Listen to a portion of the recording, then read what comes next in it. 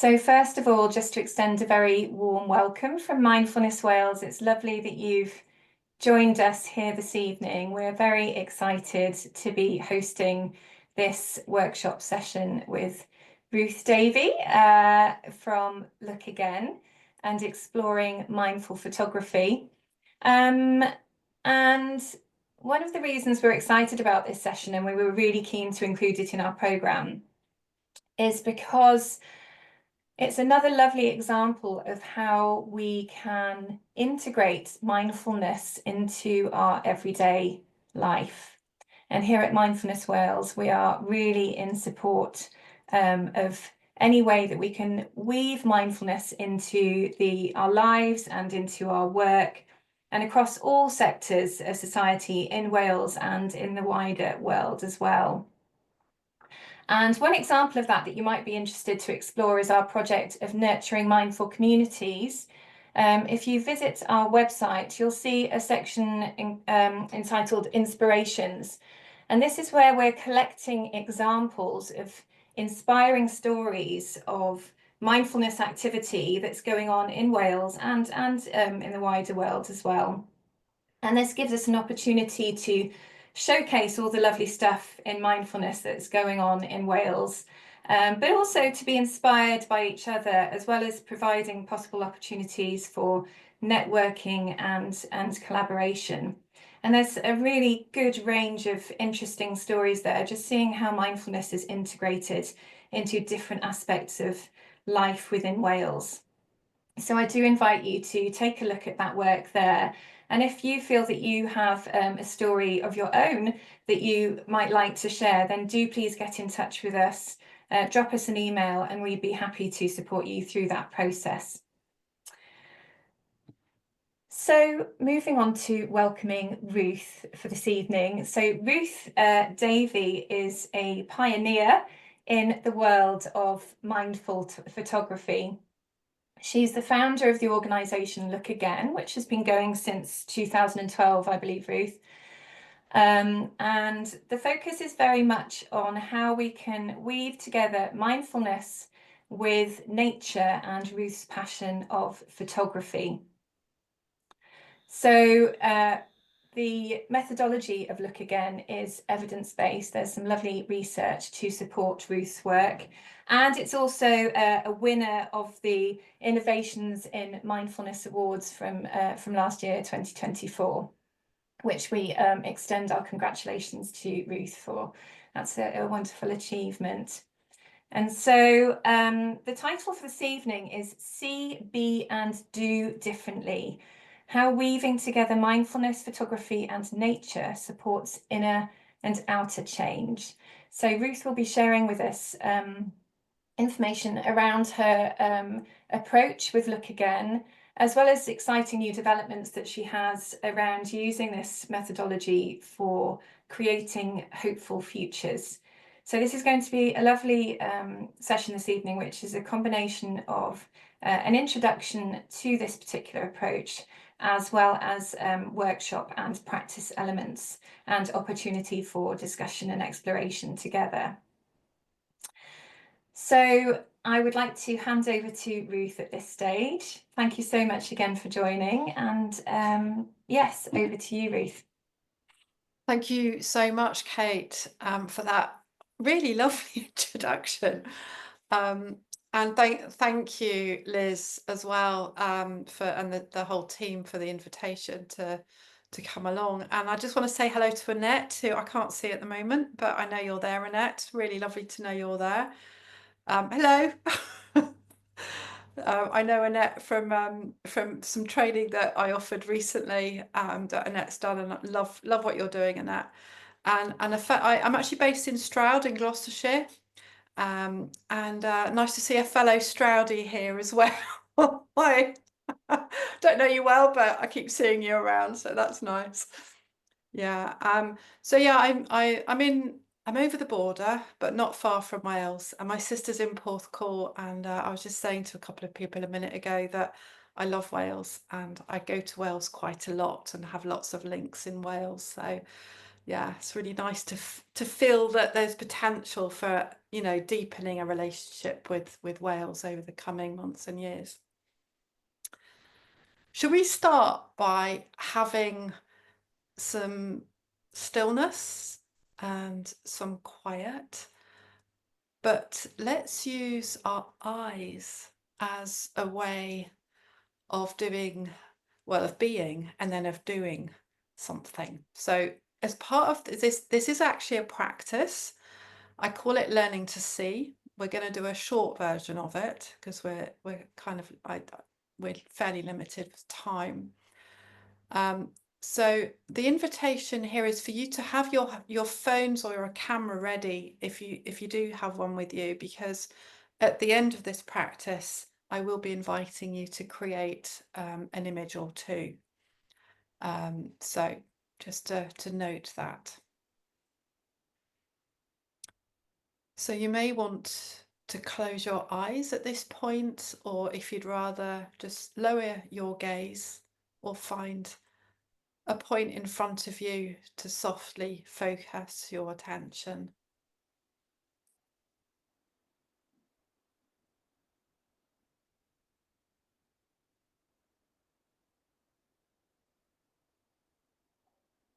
And as we arrive together in this space,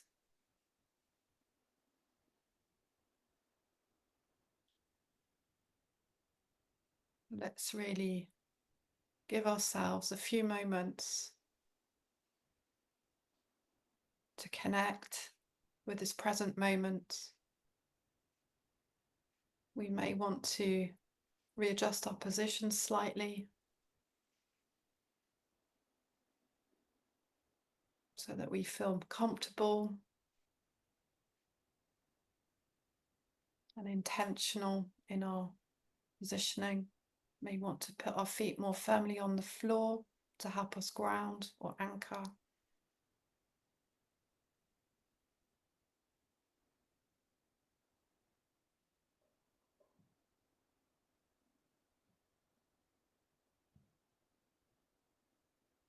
You may want to draw your attention to any sounds that you can hear, right now, in the space that you're in.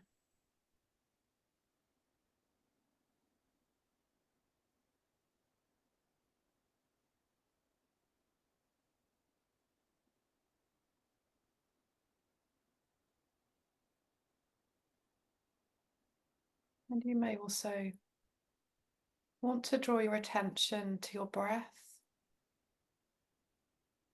Notice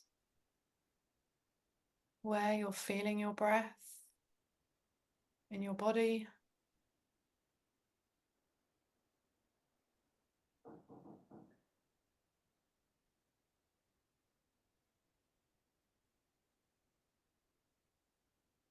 And you may, if it feels right for you, choose to breathe slightly more deeply for 2 or 3 breaths.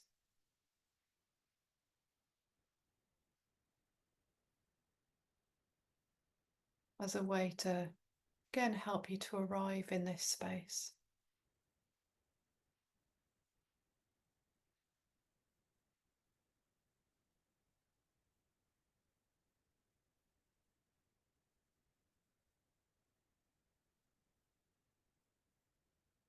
So in a moment, I'm going to invite you to very slowly open your eyes. But when you do so, the invitation is for you to keep your head looking down. So keep your gaze down so that when you open your eyes, you're not going to be looking at the screen.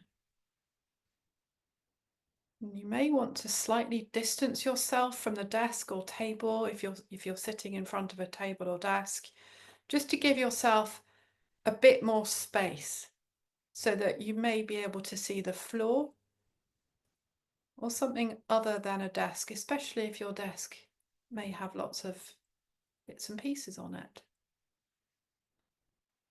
So when you're ready, slowly open your eyes, keep your gaze low, and literally notice the first thing that you see Bring your attention to the first thing that you see as you open your eyes.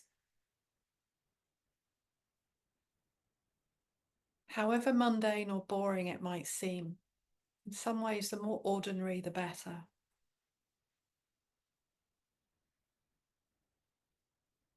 And try to imagine that you're a young child and that you've never seen anything quite like it before, and you're really curious.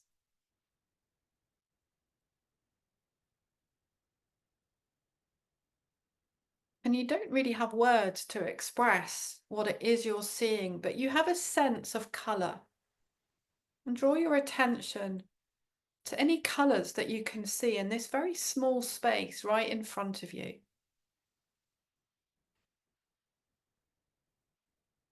There may be one colour. There may be lots of colours. There may be different shades or tones of the same colour.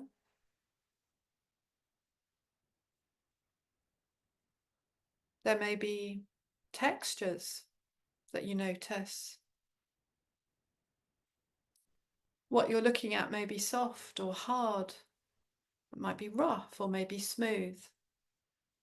Maybe a combination of those things.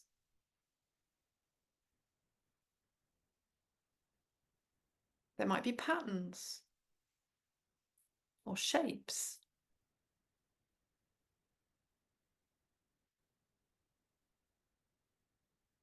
And you may suddenly become aware of the light. And what you're looking at may be quite bright. It might be dark. It might be in shadow. There might be some kind of reflection. Just continue to be curious about it.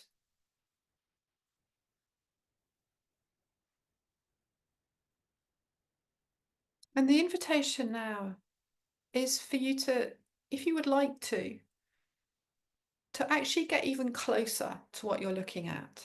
You might want to move your body. You might want to get up from your seat or just to crouch down closer to what it is you've been looking at. And notice whether anything changes, whether you notice anything that maybe you didn't notice before.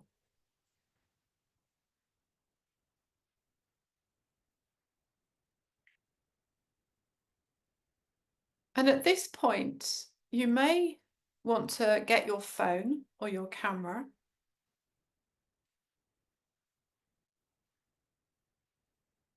and really, in a very conscious way, very slowly, consciously, with the intention of looking with curiosity,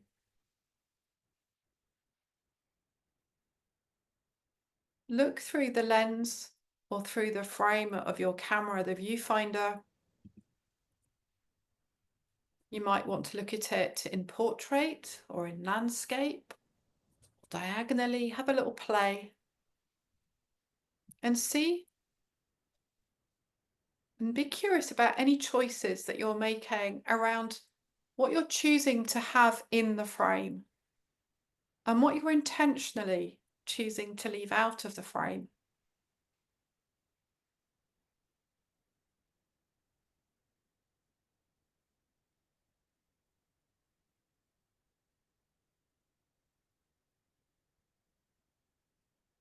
And when you're ready, you may want to create one or two images of what it is that you've been looking at. And do this with intention, with the attitude of curiosity.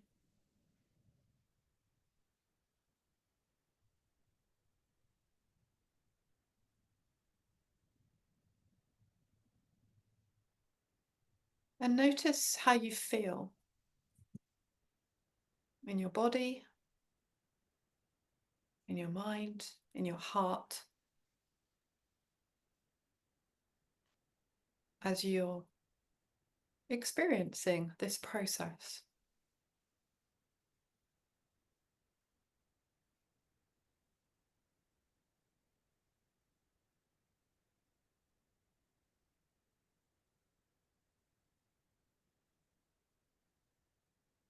And when you're ready,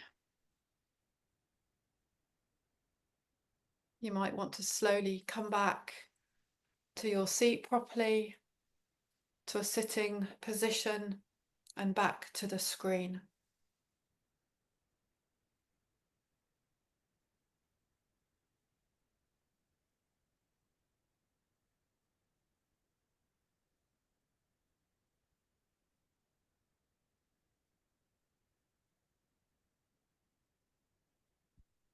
So, how was that for you? I'm very curious to know if anyone would like to write a word or two in chat that describes how you're feeling or anything about what you experienced. Please feel free to do so.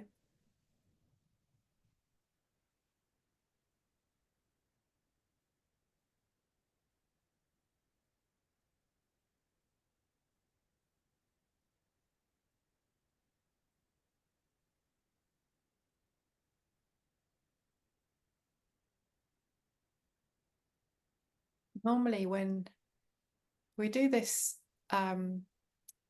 this activity or this practice in a way where people have more kind of information maybe up front, or it's it's in a different kind of setting,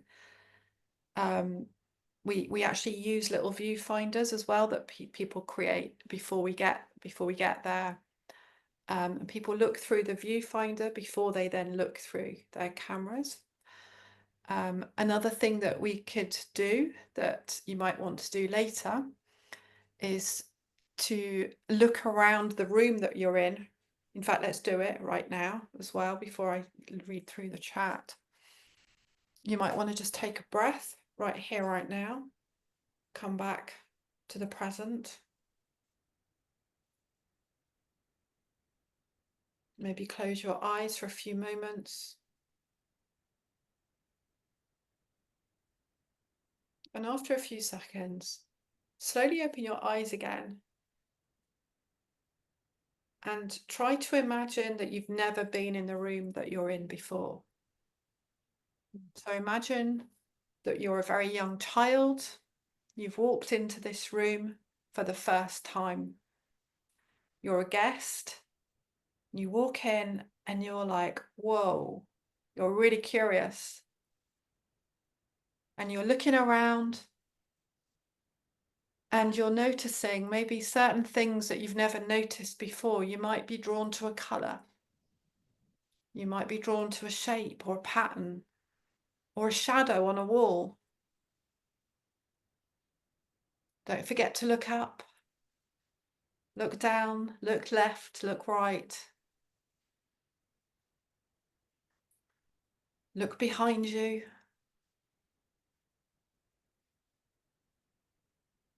Look in front of you. I know what I would want in this room. Look in front of you. Yeah. Can't be without you. And just allow your curiosity to flow. And if you'd like to, get up from your chair. If there's something that's really piqued your imagination or your curiosity, get up from your chair. Go and have a closer look. If you would like to, you might want to get right in there. It might be some tiny weeny little corner, literally a corner of the room. Get up. Part of this is about moving. It's about using our bodies. It's about getting out of our heads, getting into our bodies, getting into our hearts, using all of our senses, not just our vision. You may want to touch something that you're being drawn to. You might want to smell something.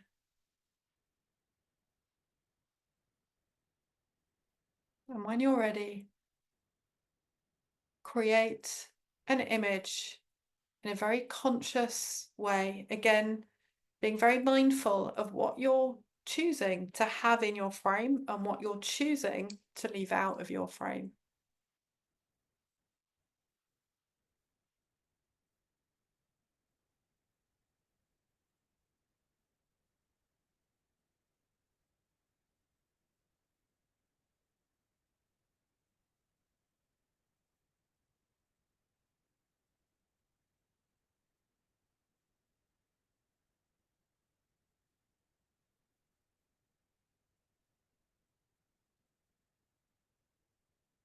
Okay.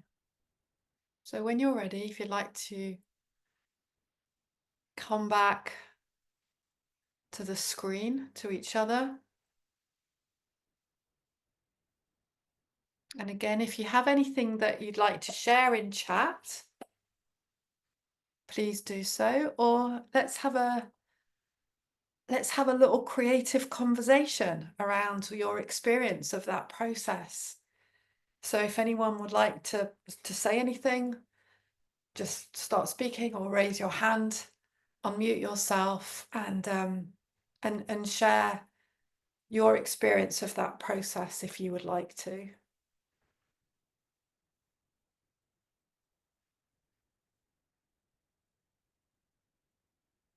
Would anyone like to share anything?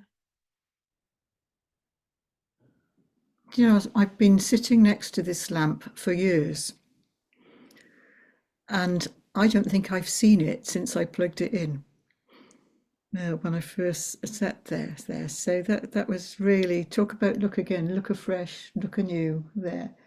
That took me back to why I chose it in the first place, and the different, you know, the shape of it, the overall shape, the shininess, the textures of it. There, that I've been sitting next to for 10 years, without, and possibly without dusting either, but you know that. Thank you, Liz. I'm just reading through some of the chat. Yes, Roy, go for it. Yeah, it's a bit of a two-stage thing for me, because first you look around and you notice things, and then of course everything's attached to a memory. So then it brings, you know, so you've got what you're looking at, and you may notice it's example, there's a spider plant here on a shelf, and it's casting a shadow on the ceiling of sort of this little monster, a big spider or whatever. And then other things, sort of, you know, you look at the shadows and the shape and the texture and the form and that, and then it comes back to the item, and it brings back memories of sort of where it came from and how you got it, who gave it to you. Pile of books that some you've read and some you haven't. Yeah. Yes, Julia.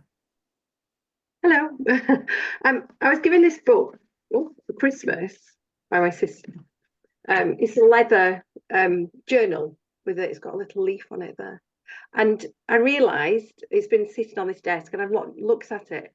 And it's really the first time that I've held it and opened it. I opened it obviously on Christmas Day, but I didn't have a chance to look at it. So thank you for I'm going to use it now.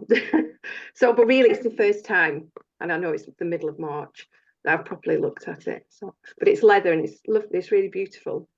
So, and it's got my name on it, which I've only realised. Thanks, Julia. I like what where's it gone? John says it was much more fun than I was expecting. That's nice.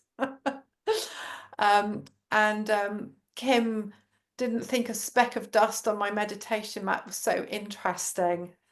Yes.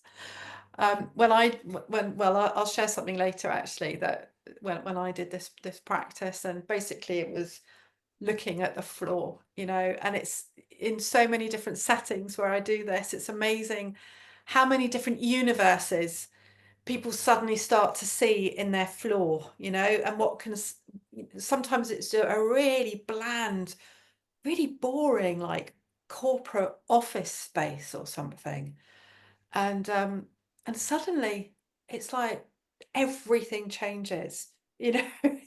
Literally the more mundane the better when it comes to this practice, because literally everything can be seen differently. Okay, so thank you everyone for doing that. Did anyone start giving themselves a bit of a hard time? Did anyone notice any judging going on about anything? Iwan? Sorry, is it Iwan? Yeah. Iwan? Iwan. Iwan, I'm sorry. Yeah, that's right. Yeah. But well, the judging was about I don't often come into this room. It's a spare room. And my brother gave us a painting he'd made this Christmas, and I thanked him.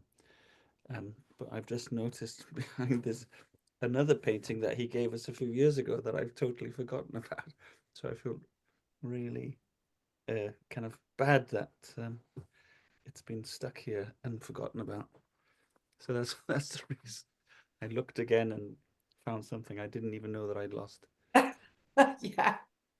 Did anyone start judging themselves about like a mess or having cobwebs everywhere or anything like that? Yes, Liz is nodding. Kate, yeah. Jackie. Yes, I was taking a picture of the lovely corner of we've got a very nice fireplace in here and a beautiful surround with lovely pattern and brass. And we bought some beautiful fire irons. We treated ourselves. And they've got a lovely little brush and shovel because we have a real fire in here quite often. And the brush, and they're beautiful fire irons, and the brush and shovel have never been used since we bought them. So I was admiring them and then thinking I should really use them a bit more often. So I'm afraid, yes, there was some judging going on. Thank you for sharing that. Because what we've been doing here in a very, very short period of time, we've been using a lot, or we've been working with a lot of the foundational attitudes of mindfulness. We've been looking with curiosity, looking with the beginner's mind or the child's mind. We've been looking with hopefully non-judgment, or when we judge, we're human, we judge, and then to notice the judging and then to not judge the judging. They're just kind of three things that straight away we're kind of using this practice to look at and to literally look again at. And one of the for me, one of the things that I love about this practice, this learning to see differently practice, is that we can do it anywhere and at any time. So if, for example, if I wake up in the morning feeling really anxious, or if if I've got loads on and it's all getting overwhelming, I can literally stop and look at what's in front of me and literally use that to help ground me and to help see things differently. And it's the looking and the seeing. And then the invitation is to create an image, but we don't need to create an image. That depends maybe on our intention, our mood, whether we've got a camera or a phone with us, and a whole load of other things. But it's if we're rushing all the time, we miss so much of what is around us. So this is a really, really accessible tool that we can embed into our everyday lives, very, very simply, wherever we are. So any questions, anyone? Did I miss any hands going up earlier? I realised that there was a bit of my screen that was hidden, so I might have missed a couple of hands in the top left corner. No, okay. Annette has her hand up. Oh, did you, Annette? I'm on mute. I did. It was just really just a reflection, really, just in terms of just I took 2 photos. One was about my plants and how just looking closely at it, the attention that it needed. And then I was connecting that to myself and where I am currently in terms of the attentions that needed to water myself and look out for the little edges that are turning a bit brown and a bit frayed, if that makes sense. So it was a really helpful practice in terms of my environment, my external environment, as well as my internal self and the connection to that. So yeah, thank you. Thanks, Annette. I think that's a wonderful example of how what we see can reflect on the inner, on the inner as well as the outer, because there's always this kind of invitation to by looking and seeing differently, we can help to literally to reframe how we feel. But then by reframing how we feel, we can then think, okay, so what am I going to do about that? Is there any action I can take that's actually going to support me in caring for myself better, making it some kind of change or caring for others or the wider world in some way. And that's a really key part of this whole well, our methodology. So I would like to share a little presentation that gives you a bit more of an idea as to what this is all about, and then we'll come back and do another practice. If at any point people have a question, please ask, put your hand up, and if I don't see it, maybe someone else might spot it for me. Maybe Kate, if you spot something that I've missed, please do say. Thanks. Okay, so here we go.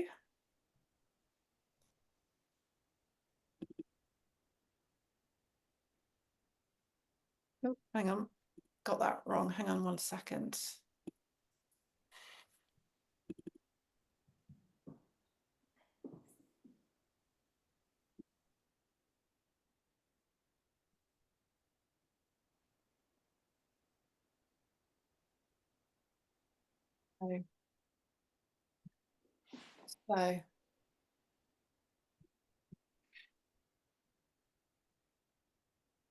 So the title of this workshop is See, Be and Do Differently for Inner and Outer Change. And what I was just saying there is really and what Annette shared with us is really an example of that, because it really is like we can use our eyes to see differently.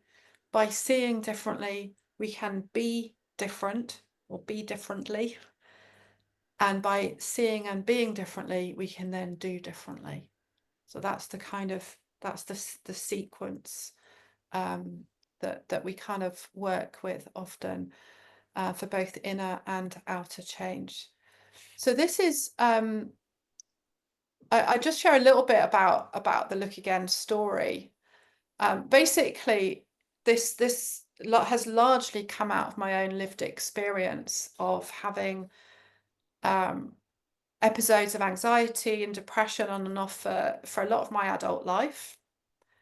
I've realised very recently, last year, that I've actually got ADHD, and that explains so much of my experience, which, and now I look back and I think the so-called breakdown that I thought I had in 2015 was actually, it was a breakdown, but it was largely affected by the ADHD, and it was ADHD burnout as a result of overwhelm and other things that were going on in my life at the time.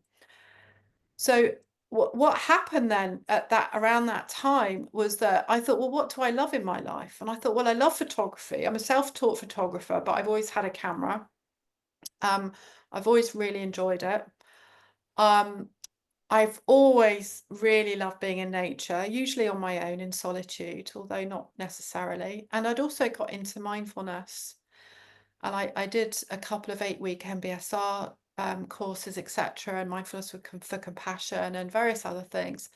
But I found a lot of mindfulness really tricky. I found it really hard to sit still. I found it very hard to do body scans. My focus was, I just really, really struggled with it and found it actually really quite stressful. And when I was kind of living through this kind of very challenging time, at times I found that doing mindfulness practices in a more kind of standard way was actually adding to my stress and my anxiety. So what I found myself doing in a very natural way was combining those three things of nature connection, photography, and mindfulness by literally walking around my house initially, walking around my garden, then going a bit further out, walking around the streets, and then going into the woods and up onto the hills here in Stroud, where I've lived for nearly 20 years. I'm very blessed to live here, and there's a canal and a river, and so everything I needed for my own recovery was here, and I'm very blessed to have a good community as well. But what I realized was that what was supporting me, I thought, well, if it's helping me, maybe it will help other people too. So to cut a really long story short, I started running workshops I didn't know what it was at the time, And then after a while I thought, well, what is this? And I thought maybe it's something called mindful photography, and I Googled and nothing much came up. But actually, and now of course you Google mindful photography and there's loads of stuff that comes up, you know, but at that point it was very much at the beginning of this really exciting new field of mindfulness and of photography. So I worked for as a practitioner for for 2 or 3 years with an arts and health organisation here in Gloucestershire. And I was very fortunate to have the opportunity to work with the University of Gloucestershire, and they started to evidence the work. And then when I left that organisation, carried on working with the university to evidence the work further. And most of the work that I did for those first few years was community partnership working. So my actual background is community development, and within that, very international kind of community or international development kind of background. That's what I studied. Very into social justice related work and activism. So anyway, over the years we've worked with loads of people, and during lockdown, of course, we were forced to go online like everyone else was.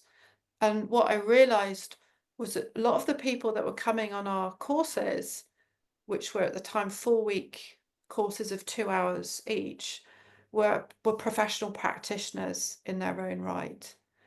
And so we thought, well, actually, maybe there's a need here for some training. So that's why we started doing the training that we now offer.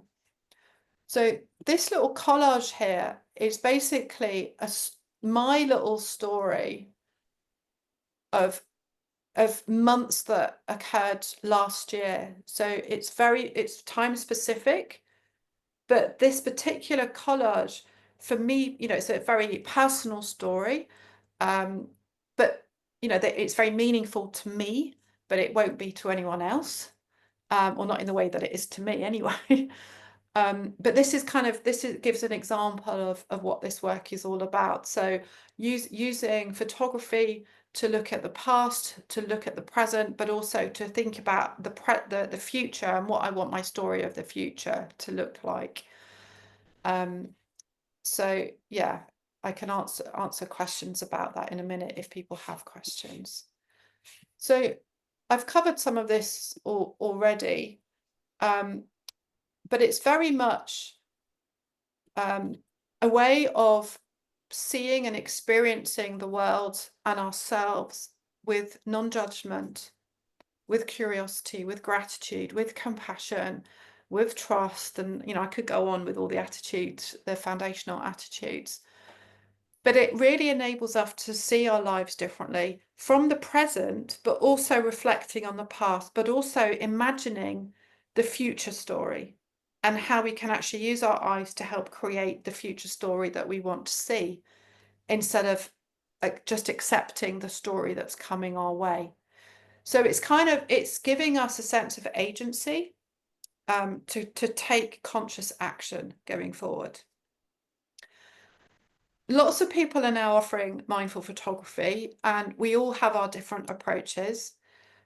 The decision I took very early on was to keep this work as accessible as possible. For me, that was absolutely key. And therefore, for me, for Look Again and people that we're working with, it's not about the tech of photography. It's about the looking and seeing, and it's about the process and the methodology that we've created. In this image, in this little collage, kind of using here, I was actually on a workshop, but happened to have the glass, the soil, the bowl with the soil. It was all kind of virtually in front of me on my table, which is where I am now. And I had some seeds, and it was about looking at well, the invitation was actually something else, but the way that I interpreted it was to how can I use what's in front of me to express a sense of wanting to flourish and thrive. And so I looked at the glasses and basically the shapes. So you can see there's 3 different circles. In fact, there's more because there's lots of swirls within the bowls or the glasses. Yeah, there's loads of circles going on there. there's texture, there's nature, there's the seeds, there's the soil, there's the water. So it's a coming together of that, the nature, the looking, the objects. And then I placed those seeds in the soil, and as an act that would remind me of what I wanted to do, what was intentional for me, pouring the water on those seeds into the soil. So that's kind of a lot more involved. It's not something that we would do on the first session, but it gives you some sense as to where this can go. So why is this needed? Why mindful photography? So for I've been involved in activism and whether it's climate change or social justice and all sorts of stuff for over 30 years. These two images were actually taken on one, I think it was Westminster Bridge, when Extinction Rebellion were doing, when we were doing the activism. When was it? Good few years ago now, 2018, 19, I can't remember. Anyway, a long time ago. And what I was really struggling with at the time was, I'd become a lot more aware of the literal emergency that we were facing, and that was bringing with it for me all kinds of deep anxiety, and it was really triggering me and a lot of my kind of the triggers that kind of take me into a really challenging place. And as part of this process, I thought, well, if things carry on as normal, nothing's going to change. We're heading for disaster. So what happens if nothing changes? But what happens if things do change? How can we create a new story? And I love these two images. For me, they really speak of like life carries on, busy, busy, busy. And then this guy who's cycling to work, who then stops on the bridge. For me, it's a really powerful image. I wouldn't say that I did this with the intention at the time of using it within this context. And this is another side of mindful photography, in that we can use images that we've maybe taken in a different context. They might become important to us later on in our lives for some other reason. And it's the intention that we bring to it. But in terms of this human and planetary boundary side of things and how this relates to mindfulness is, we have a mental health crisis. We have so many crises, with the poly crisis that probably most of us are referring to now. And I seriously believe that we can use this sense of vision to help us to actually deal with these crises in a really accessible way. So really briefly, this little diagram shows the look again process. So, and Annette, you've done our training, but we didn't have this at the time. So this is new to you as well. So I actually drew this diagram on a piece of scrappy paper back in 2012, but it's only just been designed properly. So we're looking left, we're looking right, looking up, looking down, which is what we were doing earlier. But we're looking inwards, we're looking outwards, we're looking at the detail. But it's mindful photography isn't just about the detail, it's about looking at the bigger picture. It's about zooming out. And really importantly, it's about the individual, but it's about how that affects the global perspective as well, and everything in between. So this expresses our ways of seeing. And because we're in a mindfulness space, which is quite rare for me, if I'm honest, and it's really nice to be among mindfulness friends, this is, you'll recognize that this has been inspired by loving kindness meditation. So, we're starting, well, we don't necessarily start with ourselves, but in this diagram, we're looking again at ourselves, friends, family, we're going out and out and out to the global picture. But we're looking inwards, we're looking outwards, and then really importantly, we're looking at from what is easy, but also what is difficult and challenging. And I think that this is absolutely key for us going forward in all of our mindfulness related practices. You know, it's about getting out of our echo chambers, getting out of our comfort zones, going into those challenging places and being, but then it's like, yeah, what are we going to do about it? You know? And that for me feels really important. And we do have a framework, which I won't have time to go into, but this is something that has developed a lot more. Well, it's been embellished, let me put it that way. I've been running this as part of the training, but it's been put together in this way very recently.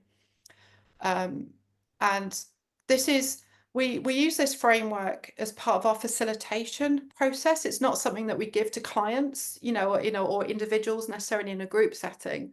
This is more a training tool that we might use.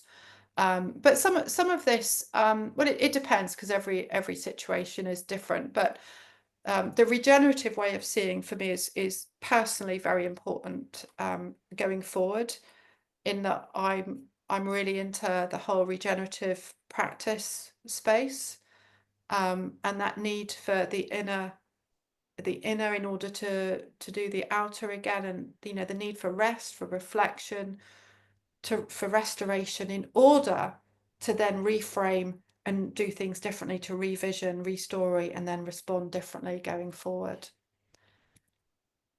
So just a few images that are personal again, that kind of illustrate maybe the process more. So this is an image that I created quite recently. Actually, this was in Wales. Yeah, I've just remembered. This was where was it? Oh, near Abergavenny. Who was it? Who's in Abergavenny? It wasn't far from there. It was in this lovely near oh, I can't remember the name of the river. Anyway, beautiful. But it was really, I was feeling very overwhelmed at the time. It was getting dark, and it was I was standing on this really narrow bridge going over this river, and this spoke to me of how I felt, which was really like, my head was going like this, and it just felt really tumultuous and overwhelming. This image speaks to me of feeling trapped. So there's lots of stuff, there's lots of growth, there's lots of flourishing, there's lots of good stuff. But at times life gets challenging. And for me personally, a lot of that I now know relates to the ADHD. But it's this sense of feeling trapped because I can't let that good stuff, that nice greenery, nurturing, nourishing stuff come out from this net at times. So yeah, that expresses that. This was what we were doing earlier in that practice. So this is my kitchen floor, which is literally where I am now. And often in moments of, when I remember, I literally look down at the floor, and this maybe is a bit similar to what some of you might have seen earlier. And every time I look at the floor, I notice something different, usually a different piece of mud or dirt or something that I brought in from the garden. But there's always something new, even something so boring. This image here, I decided to share because it speaks to me of different, it can be seen differently. And this is one of the important things about mindful photography as well. And because everyone sees the same thing differently. So my experience of seeing this image will be different to everyone else's. But for me, I know that gate is open, even though it looks closed, right? I mean, you might be able to see this actually just off the latch. But at the time, I was facing a choice. And I was like, do I go through that gate? Do I open it properly? Do I go through it? Do I carry on up that path where I'd never been before? I'd never been on this walk before at all. This was up near Sheffield. Do I do that? Or do I turn back? Do I go forward? Do I turn around? Do I go back? So for me, this was very metaphorical, very symbolic of what I was facing at the time around different choices in my life. And then lastly, this image here showing what I like seeing as a portal in a very a nature portal, going from one space or one time zone potentially into the future, going forward. And again, for me, this was very symbolic. So there's more I have to share here, but I'm just going to stop sharing for a bit and answer any questions that people might have, but also offer another practical practice. Does anyone have any questions or comments or feedback or anything they'd like to share?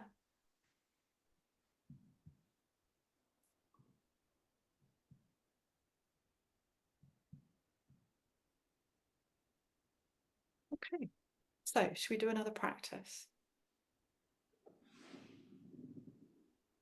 Put your hand up if you think the world is a bit tricky right now. I think not everyone put their hand up. Oh, some people put 2 hands up. Maybe I think 1 or 2 people didn't put their hands up. So wow. I'd love to experience your life right now if you think that the world is actually very smooth and lovely. But I think we all agree, don't we, that things are pretty challenging.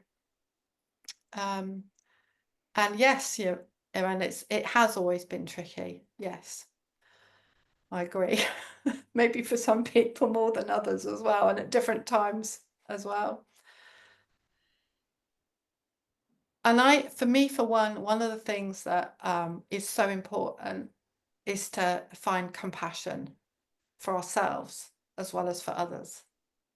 So would you like to do a looking again at compassion practice? Okay.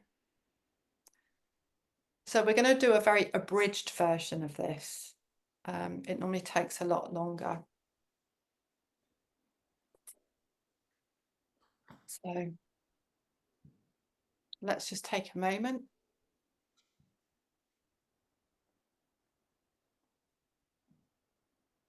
Quiet and stillness.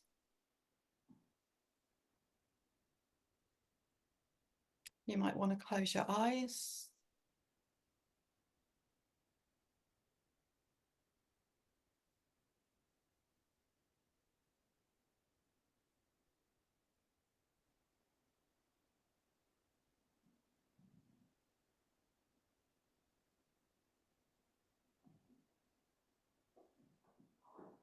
And if you'd like to, bring both of your hands together. Bring your hands together in your lap or in front of you, wherever feels comfortable. There's no right or wrong about any of this. And without looking at your hands, just bring your attention to how your hands feel. Be curious. Notice whether maybe they're quite warm, maybe cool.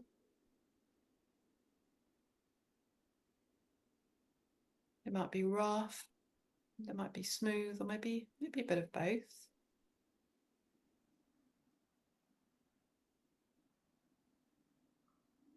And notice how it feels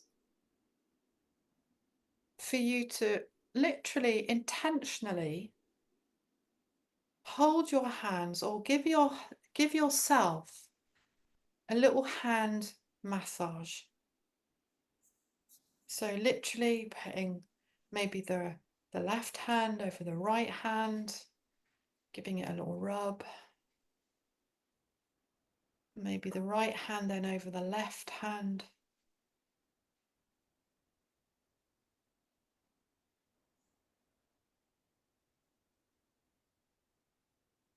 Notice how you're feeling as you do this, inside your body, as well as your hands themselves.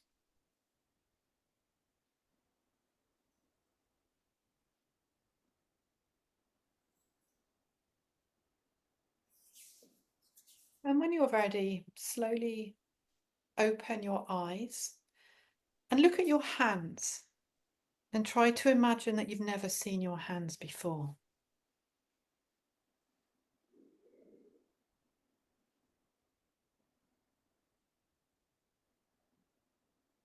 And notice if there's any judging that's going on. And if there is, be curious about that. And try not to judge the judging.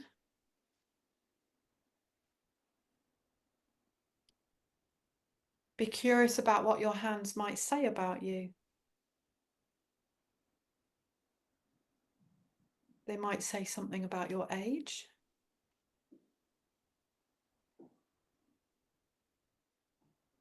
They might say something about your personal circumstances. You may have jewelry on your hands, you may not.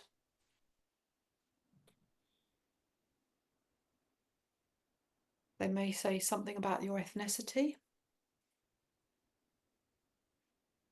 They may say something about any aspect of your sense of identity.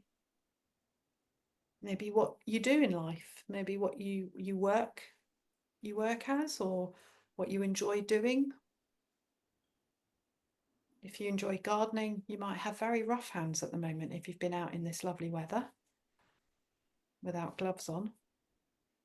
Your hands may even be very dirty.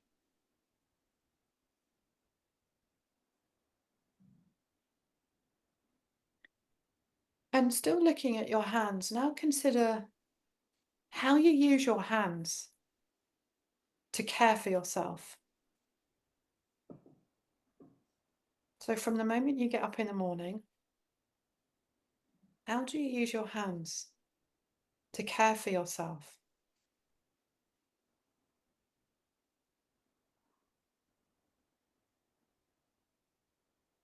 To nurture yourself, to nourish yourself,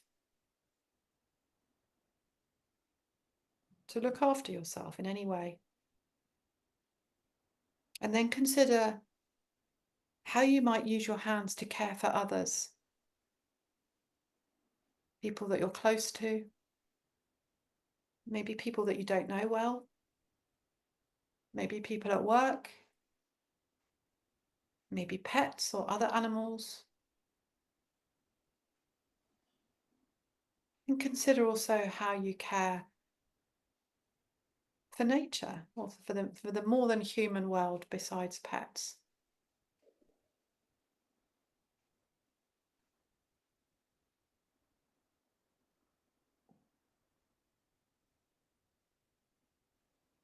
And you may want to spend a few moments now just looking at your hands, and if you would like to create an image of your hands. Now, you may, obviously you'll need to hold a camera or a phone with one hand,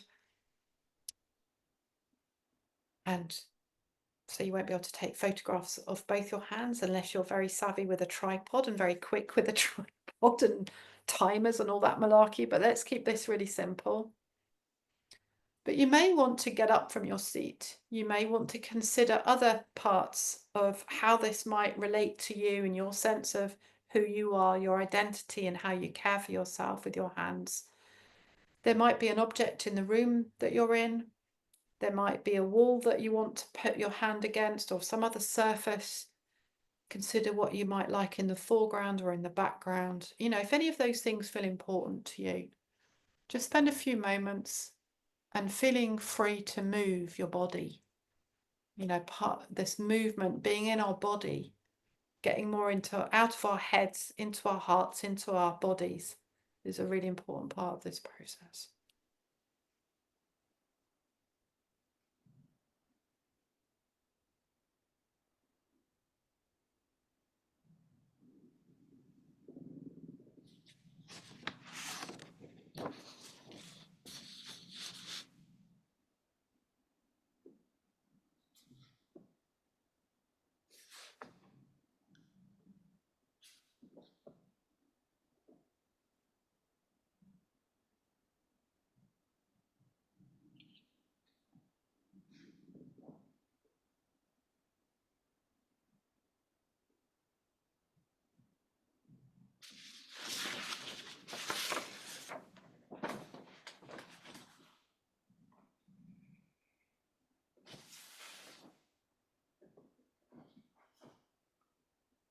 When you're creating an image, again, bring your awareness to what it is that you're doing, that you're being conscious about this, you're being intentional, and consider the attitude that you bring to this. So in this case, looking at compassion,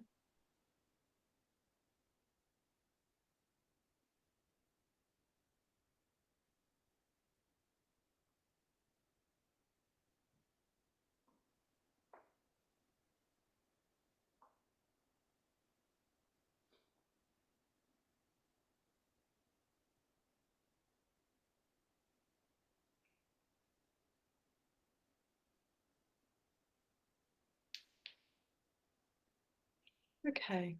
So has everyone got an image or two? So I think what would be lovely is for us to have a bit of time in a breakout room for us to, in small groups, have a little conversation.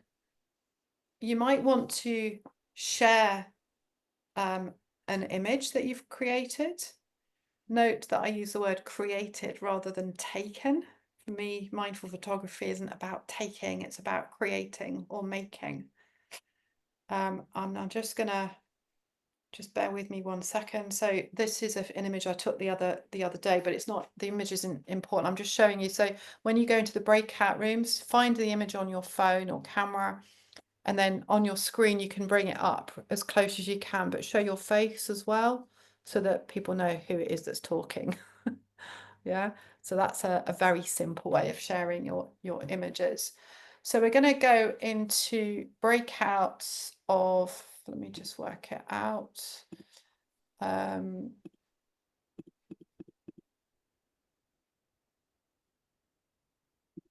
think we're just going to do 2 or 3 participants per group, per room, because we haven't got a huge amount of time. So I'm going to create those rooms now. So we've got mostly groups of 3 and 1 group of 5. So if anyone doesn't want to go into a breakout room, don't join the room, and then I'll move you into one of the other rooms, if that feels better for you, or you can just stay with me in the main room. Does anyone have any questions? Oh, I'm going to give you 7 minutes. It's not very long. 7 minutes. And the invitation is for you to share your images, but also to share the process that you've experienced today. Not just with the canned one, but maybe before as well, and anything that's coming up for you. And make sure that you split the time between you. Maybe someone can be a timekeeper, and you've got 7 minutes in total. Okay. Any questions? Okay. There we go.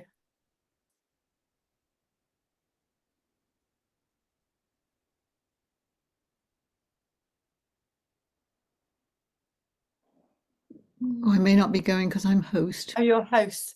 Well, I Yeah. can probably join one. Let me have a look. You want to join room 5 because there's only 2 in there. Okay, let me join room 5. Okay, that's where I'm going. See you in a minute. It's lovely, Ruth. Good. Join room 5. There.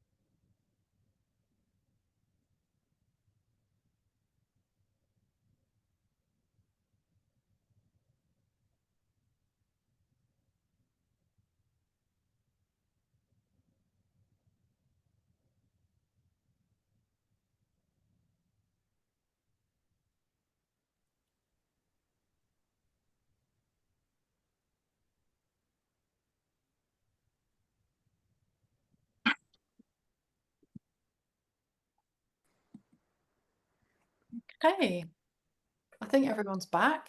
Hopefully everyone's back. So how was that? Does anyone sense, like, if you just want to spend a moment just sensing into anything that feels important to share with the wider group? You know, we just maybe 2 or 3 people, we have a bit of time for any learning or any insights that you think might be helpful for others in the group.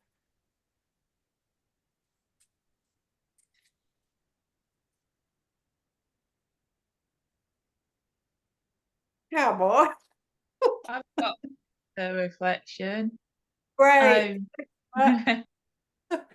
It was just about really the practice of, well, we were just talking about how sometimes we don't think about how much we use our hands and what we use our hands to do.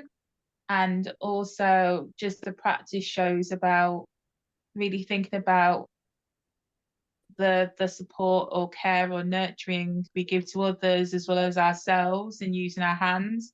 And also it can be used as a checking point or a tool to understand whether you're giving enough for yourself or other people more than yourself. So there's just many ways that you can use the practice as a tool, really, of connecting with yourself, but also connecting with others, or maybe how you can connect more with others depending on the reflections that you have. Yeah, absolutely. Thanks, Annette. Okay. Anyone else? Anything more general about, you know, that the practice of mindful photography, or what you've experienced so far today that feels important or maybe helpful to others?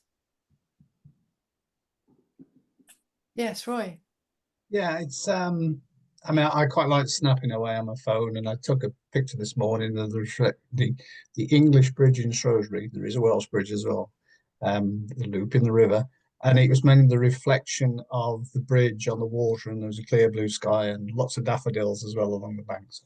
So generally snapping away, but it of course it like a lot of things, it disrupts that habitual thinking, doesn't it? You know, if you get into that negative thoughts and you study something and you take the photograph, and or maybe you study the photograph, you study the image before you take the photograph, and that's what makes you want to take the photograph. So it's probably, for me, it's more the looking at the image and the content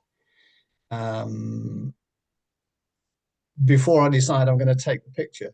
You know, this is so good, and it's given me a particular emotion, or a particular emotion that I want to take the picture, rather than take the picture then think about the image afterwards. You know, so it disrupts, for me, it disrupts that sort of that can be a tendency to have any negative thoughts, or once you're feeling a bit low. You know, it Yeah. changes the mood. Thanks, Roy. And I think it can happen both ways at different times as well. So a lot of people, you know, it depends on really where we're at in that moment and the intention that we bring to it. Or, you know, sometimes I might not have an intention to create a more mindful image, you know, because with the mindfulness, it's the intention that comes with the creation. That's what makes it more mindful. It's it's the choice, the consciousness that I'm bringing to it. So it's actually the opposite of snapping. You know, it's the opposite of snap, snap, snap. It's and the mindlessness that comes with snapping. It's the intention to actually think, right here, right now, I'm here, and I'm gonna bring my attention to what is here right in front of me, and I'm gonna see what I can see how I feel, and I may choose to create an image as a result, as a response. Other times I might be snapping away in a more of a mindless kind of way, or in a more creative photography way, and then I might have that image, and at some other later time I might come back to it and I might think, oh wow, I remember how I felt. Or I might see it, I might look at it again and see it in a very different way, and it might speak to me in a much more mindful sense in you know, at that time, even if it didn't when I initially created the image. So it can happen in lots of different ways. Yeah. So I just wanted to share a little bit more before we have time for overall sort of questions. And I've got a little ask actually at the end as well, if that's okay. So just wanted to come back to, I need to do this again. Sorry, I should have come out of it. Hang on one sec.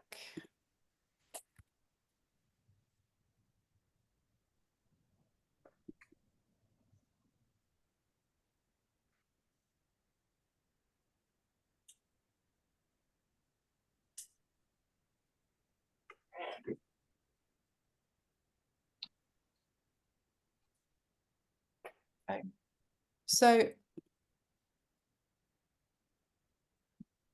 the way that this kind of unfolds in you know, in well, I was going to say in real life, this is what I'm talking about, but in, you know, in actual settings where we run but we often run workshops and courses that, you know, half a day or a day, or as often it's a series of sessions, you know, like people who do not, you know, more standard or normal mindfulness. It's a series of sessions for us. We do between 4 and 8 week courses generally. And we work in all kinds of different settings, do a lot of work with non-profits and the public sector. And the work that we started off doing was what I think it was Kate referred to earlier, which we won the Innovations in Mindfulness Training Award for last year, which is our Working with Mindful Photography training program. So we basically train other people in the methodology that we've created. And that includes a lot of like how to actually deliver this. So it's very, very practical. And then the new work that we've literally just launched this year, which I've been pregnant with for about 4 years, and at times it's been a very, very pregnant, very painful pregnancy, is called Create New. Oh, I've got it wrong. Sorry, I've got a typo here. It's supposed to say Creating Hopeful Futures, Hopeful Futures with Mindful Photography.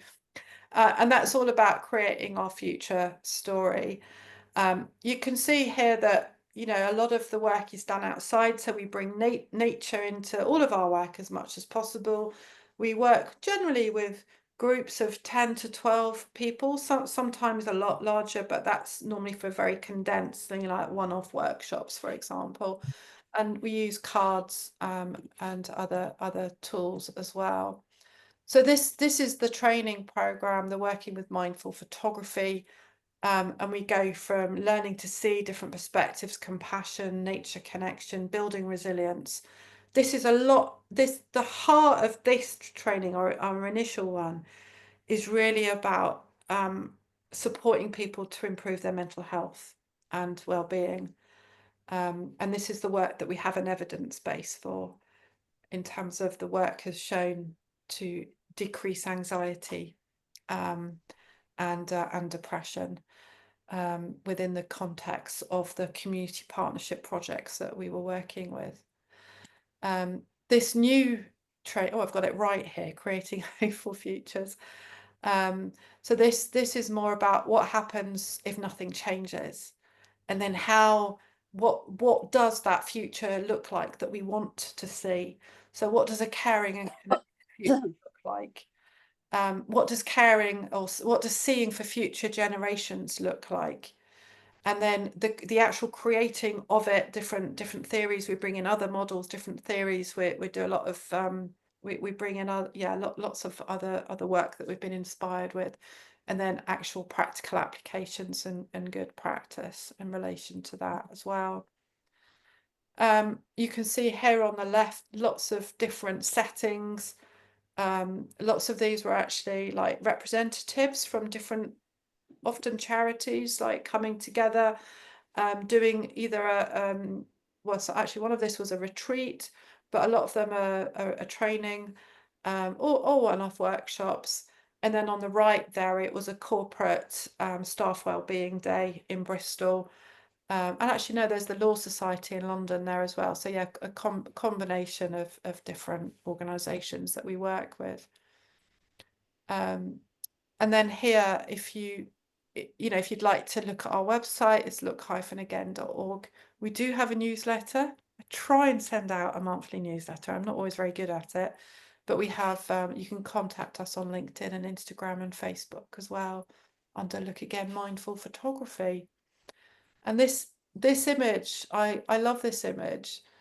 For me, this image speaks to the fragility of life. And I actually, this was a dragonfly that I found in a dead dragonfly that I found in my garden that I nearly trod on. I was doing a little mindful walk on my lawn, and I saw it and I thought, wow, that is so beautiful. And what really struck me was the structure. It was like the kind of the structure of the wings, and it reminded me of, when you get leaves that have fallen and that are really old and they're kind of decomposing, but you still get the structure of the leaf. And it speaks to me of the beauty of fragility, but it also speaks to me of the strength that comes with the idea of, like, maybe it's scaffolding or some kind of structure that we can put around us on the different tools, whether it's mindfulness, whether it's mindful photography, or whatever practices, other practices we might have to support us in our day-to-day lives. So that is what I wanted to present today, this evening. And I do have a little ask, if that's okay. I do a lot of this work on my own. And it's overwhelming quite easily.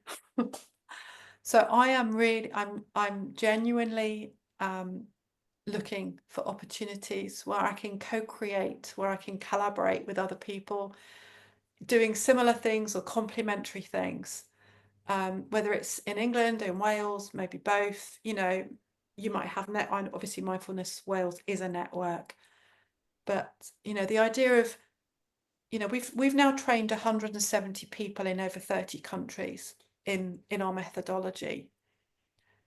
So the ripples are rippling, but I can't do much more on my own, so it's kind of this thing of I'm asking the universe, I'm calling for support in one way or the other. And one way is to do that in collaboration or co-creation with others. So I'll just leave that there with you. Yeah. I'm open to questions or comments or ideas. So much, Ruth, from Mindfulness Wales and from everyone here this evening. And I'm excited to think about possibilities moving forward. Co-creation and collaboration are very much central to our values within Mindfulness Wales.